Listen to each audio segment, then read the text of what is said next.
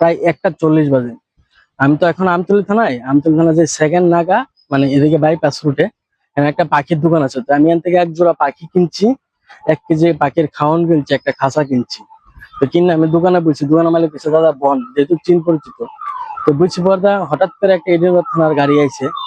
তো এই গাড়ি আইছে কথা একটু স্লো করছে কথা, আমি চেয়ার তুইটা দাঁড়াইছি। তো দাঁড়াইছি কথা তাই দৌড় দিয়ে লাভ দিয়ে এসে আমার কলারে ঠাক করে ধরেছে। ধরে আমার কাছে যে বাড়ি কই, আমি বলছি ওই তো স্যার বাড়ি আমার আমতলী। হ্যাঁ, হয়তো তাই মোবাইল থেকে ছবি বাই করছে, একটা ছবি বাই করে সেরে করতেছে। তো কালকে তুই নাগরতলা মারপিটে আসলি, তুই তাই করে যেমনে পারে। আমি কিছু স্যার আমার কলারটাকে ছাড়েন দেন, বুঝলেন কলারটা আমার ছিঁড়ে গিতে করছে।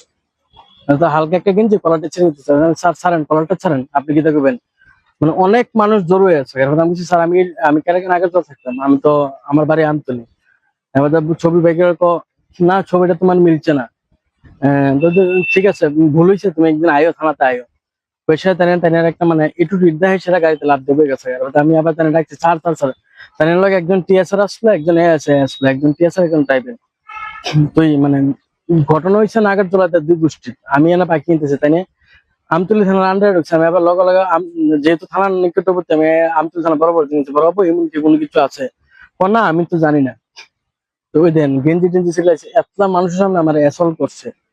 মানে কথা টর্নিং এমন ভাবে কইছে মনে হচ্ছে মানে আমি একজন আসামি। আমি তো কোনো রাজনৈতিক দল করি না, আমি মানে একটা সংস্থার লগে জড়িত, আমি সেনজন পত্রিকা বা সেনজন টিভির সঙ্গে জড়িত।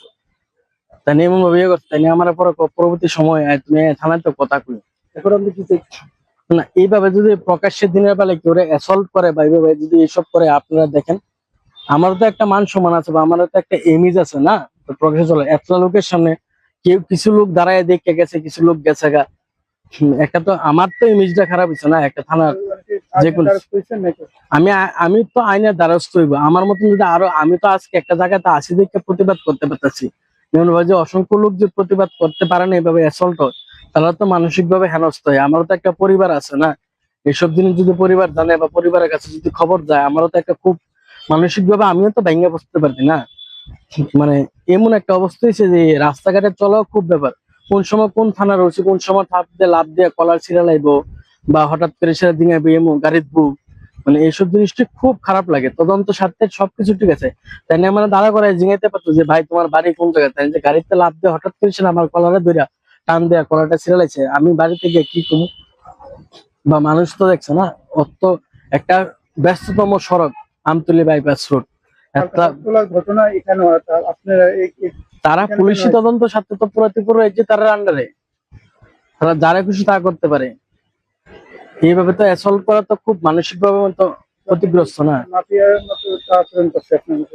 মানে গাড়িতে যেভাবে নামছে মনে হয়েছে মানে কিডন্যাপ করা বা অপহরণ করা স্টাইলে যেভাবে নামে লাভ দিয়ে একই সঙ্গে 3 জন নাইমা টুক করে দৌড় দিয়ে গিয়ে একটা ঘরের ভিতরে আমারে ধরে লাউন, ধরে সব কলার মানে কলার কি মানে মনে হয়েছে যেন মানে এমন ভাবে ধরছে যে আমি একটা বড় কোনো সন্ত্রাসবাদী সংগঠনের লগে জড়িত, এভাবে জড়িত।